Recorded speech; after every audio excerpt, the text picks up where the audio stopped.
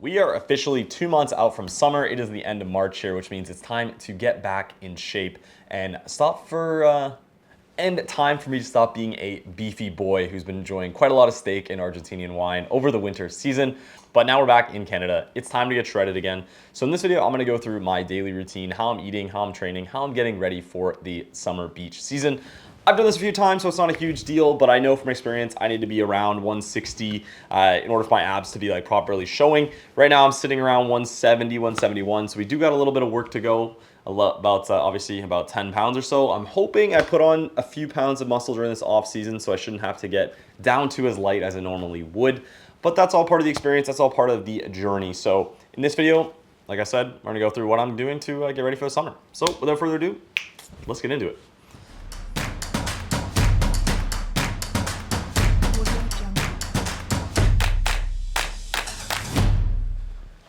All right, welcome back to the Lifting Nomad. My name is Alex, and if this is your first time watching one of my videos, I have lost 70 pounds since I started doing my whole fitness journey. I've been to 35 countries, and this channel is all about traveling, exploring, while living a balanced lifestyle, and enjoying your training and your food. So if that sounds interesting, feel free to check out some of the other videos down below. But again, in this one, I'm just gonna go through what I'm eating, how I'm training, and getting ready for the summer. I think one of the biggest mistakes is people try to get shredded starting in like May or June. And at that point, you're already kind of getting into the summer season. The weather's warmer out, people are going to pool parties and beaches, and it's just a little bit too late. I think people really underestimate how long it actually takes to lose weight, especially if you've never done it before. At this point, I know my body pretty well, and I know that if I really dial in my diet, I do an absurd amount of cardio, I can lose like 2.5 pounds a week consistently.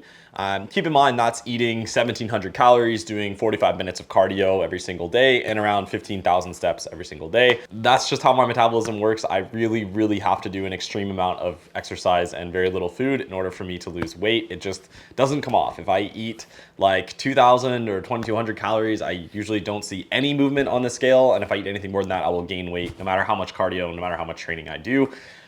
This is just my body. Everyone's a little bit different. But let's go into meal number one. Hopefully this is visible here. Pretty simple. We've got 2 bagels, turkey bacon, and some light cream cheese. I train in the mornings before I go to work. So right now it's like 5:45 a.m. And the reason I do that, I just find I have more energy throughout the day. I don't get that groggish, kind of sluggish afternoon nap while on the clock sort of vibe. So I do try to get my training in as soon as I can and first thing in the morning. And with that being said, I always try to have a heavier carb meal. I have done things like keto in the past. I have done like, just protein and fats in the morning. And although it does help my head get straight, I'm just simply not strong enough in the gym. I think because I just don't have any carbs in my system. I find my training is better, my pumps are better, and I'm just more consistent, especially when I'm in a cut if I am eating carbs before the gym. So for this meal, it'll be on screen here, but we have two just plain bagels that I got from the grocery store, nothing too fancy, 200 calories each for those. Then I have some light cream cheese and 3 slices of turkey bacon. That's it. This whole meal comes out to 555 calories. In terms of macros, we're looking at 80 grams of carbs, 13 grams of fat, and 30 grams of protein. So definitely a pretty heavy carb meal, but like I said, this is what I like to eat before I train. I just find it helps me kind of get more focused, more in the zone, better pumps, better lifts, all that good stuff. So I'm gonna go ahead and crush this meal, and then I'm gonna head to the gym. I'm still working on how to record in this gym, so we'll see if I can get some content. If not, we'll be back with some coffee in a few hours. Whew. All right, gym is done. The gym I'm going to, I'm back in Canada, is super busy in the morning, so I kind of feel like an asshole if I'm recording, so I don't have any gym footage, but we are on to meal number 2 of the day. So today was a push day. It is Monday. I usually do push, pull on Tuesdays, legs on Wednesdays, rest, and then I do an upper body day on Fridays, lower body day on Saturdays. So kind of like a 5-day PPL split. I'm making sure I'm hitting all body parts twice. And then on my rest days right now, I'm still doing 45 minutes on the bike and 45 minutes on incline treadmill, usually combined with a couple walks outside to get to that 15K steps. Now, a couple things like with this meal number 2, we have 175 grams of non-fat Greek yogurt, obviously a pretty big staple in anyone who's cut before, 1 scoop of protein, and 140 grams of blueberries. Total macros for this meal, right around 300 calories, 33 grams of carbs, 41 grams of protein. One of the challenging things, I think, especially like I've been trying to eat more whole foods, more natural foods, like steak and eggs and fruits and vegetables, and less processed stuff. Wow.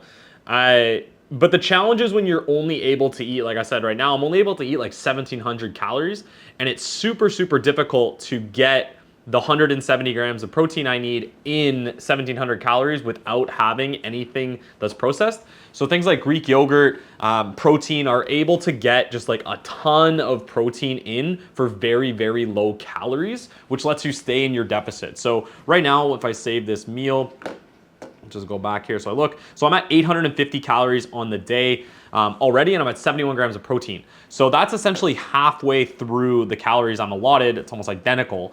And if I were to keep this up for the rest of the day, I would get to 1,700 calories, but I would only be at 142 grams of protein, which is shy of what I'm trying to get. So my point of what I'm trying to say is you may have to adopt some processed, wow, I can literally not say that word, processed food if you are in a deficit and you are someone like me who can't eat a lot of food if you're still trying to cut weight. Unfortunately, it's just the reality of having a bad metabolism, having bad genetics for fitness. It is what it is. I've accepted it, and that's kind of what I do. So a couple other things that you're gonna need, obviously, if you are cutting down for summer. Food scale is a non-negotiable for me. I see on Instagram, like a lot of people in this new wave of health renaissance is all just about like eating healthy and eating intuitively and listening to your body, and you can never overeat on organic food, and wash your face with beef towel and all this stuff. And like, if that works for you, great. But the reality is these are still calories at the end of the day. So whether you're eating steak or eggs or Greek yogurt and protein, it is still a calorie. So even if you are eating 3,500 calories of healthy, all natural food, if your maintenance is 2,000, you are going to gain weight no matter what. That is just a simple calculation of the law of thermodynamics. So get things like MyFitnessPal. That's what I'm calculating my intake on. A food scale is super, super helpful to actually understand how much you're consuming throughout the day. Most people grossly underestimate how many calories they're consuming. Things like grabbing a handful of nuts when you're walking through the kitchen, or grabbing a candy bar that you don't count for, or grabbing a beer or a Coke when you're at lunch and not really thinking about it. Let's say maybe a beer after dinner, but a Coke at lunch. All those things add up. So for me, like keeping track of absolutely everything I consume throughout the day is super, super helpful to make sure I'm not lying to myself, not lying to my program, and I'm gonna stay on track for the goals that I'm trying to make. Last thing in this section, in this segment for meal number 2, I wanna talk about the supplements I'm taking. So right now, it's a pretty standard supplement that most people are taking. So for like, I guess, powders, let's say. Protein pre-workout, which is like high caffeine. I'm also taking creatine. This is some creatina that I got when I was when I was in Argentina, so it's in Spanish, but it does essentially the same thing. Outside of that, I'm also taking these Nutri-C omega-3 plus vitamin D3 combos. Super, super popular one to help with like immune function, gut health, just like a really popular supplement to take. I'm also taking these One Daily multivitamins that I got off Amazon. These ones are a veggie kind, and they just kind of help, especially when you're dieting and you're not getting that much food. These kind of help fill in any gaps you may have from a micronutrient standpoint. I find when I am taking these supplements versus when I'm not, I do just feel better, I sleep better, my skin is better, even though I got a big old pimple on my forehead right now. It just overall, everything, like my regulation of bathroom is a lot better. Like everything just kind of functions a little bit better when I am dialed in with my supplements. And finally, the other thing I started taking pretty recently is this, I guess, Mutant ZM8 Plus. And this is basically a combination of, I'm not sure if that's gonna focus, it's pretty bright down here. This is basically a combination of zinc, magnesium, and vitamin B6 and vitamin B12. So really, really common recommendation right now is to take like zinc and magnesium before bed to help with your sleep. So this is actually essentially that as a combination supplement. So I've been taking it the last few months. Actually has helped my sleep quite a lot. It's supposed to be zinc is supposed to be something that helps boost your testosterone naturally as well. And again, as someone like me who can't really eat a lot of food, it is tough to have any foods that increase my testosterone. So if I can get any advantage I can, I like to take it. So that's what I'm taking. I'm gonna knock this down. We're about 11 a.m. right now, so I do gotta work for a few hours, but we will be back for meal number 3, which is gonna be some ground beef and some eggs and some more fruit. So I'll see you guys then. All right, meal number 3, we have a classic bodybuilding style meal. one of the oldest, most timeless things that people eat when they're on a diet, whether that's bulking or cutting. We have 3 large eggs and 200 grams of extra leaf ground beef. So for this meal, 574 calories, 34 grams of fat, 61 grams of protein. I'm gonna put some hot sauce on this for a little bit of taste, but that's pretty much it. And we are already at 1,400 calories for the day, 132 grams of protein. And pretty much I'm down to a chicken salad for dinner. That's pretty much the only thing I can have that's gonna let me get enough protein in without sacrificing enough calories to keep me around that 1,700 mark. And that's kind of just the, the reality of how much I can eat. And you know, this is different for everybody. Lots of people are able to eat much, much more than that. Unfortunately, this is the reality of my metabolism. But it's important to just set those expectations of what your body is adjusted to, what it can handle, where you feel best. You know, I don't feel terrible eating like this. I've been doing it. I've gotten shredded so many times before that I just know that this is what I have to do in order to lose the weight. So feel a little bit of groggy, feel a little bit of tiredness, but it's gonna be worth it in a few months when I am beach shredded. So work's done. I'm gonna crush this, and then I'll be back in a couple hours for meal number 4, and we will wrap up the video. All right, it's time for meal number 4, last meal of the day. We are going in with a really basic cucumber, tomato, lettuce, and grilled chicken salad. This chicken was in the oven roasted with some seasoning, no sauce on it at all. Right now for measurements, we have 4 cups of shredded lettuce, 20 calories, 2 medium tomatoes, 50 calories, 165 grams of chicken breast. So again, this is weighed. Every single thing that I'm eating, I'm weighing. 1/2 of a large cucumber. And then I'm finishing off with the G. Hughes. Hopefully this will focus. It's very, very bright. Let's see if that'll work. Yep.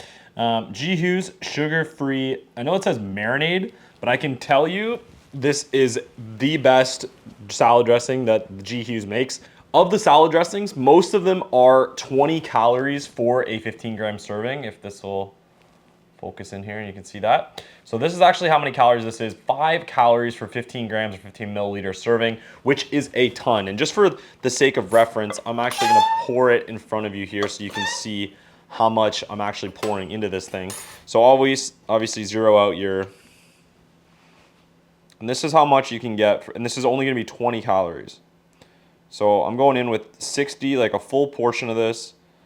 There's 30. There's 60. So that is like a ton of dressing for only 20 calories. Essentially, there's nothing in this. I think it's just like soy sauce and ginger, water, soy sauce, soybeans, orange juice concentrate, garlic, green onion, vinegar, sesame oil. Like really, really nothing in this that's gonna be of significant amount of calories. And it's just gonna keep you pretty lean and mean.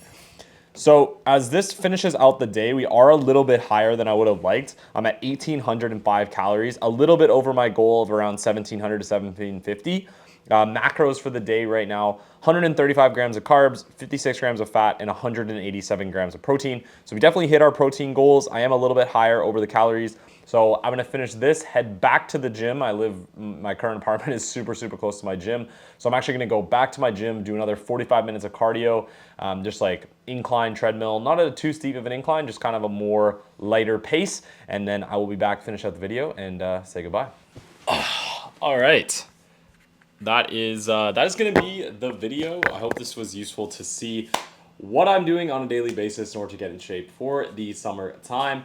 Final tallies for the day, 1,800 calories, and I just finished my cardio sesh, and we are at 17,355 steps for the day, just under 14 kilometers. And that's kind of like what I'm averaging right now. I think the last 2 months I've averaged just over 16,000 steps per day. I've also added in 45 minutes of spinning every single day, so that's 7 days a week on top of my 5-day strength training program, 3 days push-pull leg, and then 1 upper and 1 lower body days. That's how it works for me. I know it's not going to be the same for everyone, but hopefully this was useful to see like what it's like when you have trash genetics, how you have to live your life in order to get shredded. So if this video was useful, feel free to leave a like or comment in the section below. Always helps the algorithm. As always, my name is Alex. Welcome back to Lifting Nomad. We'll see you next one. Peace.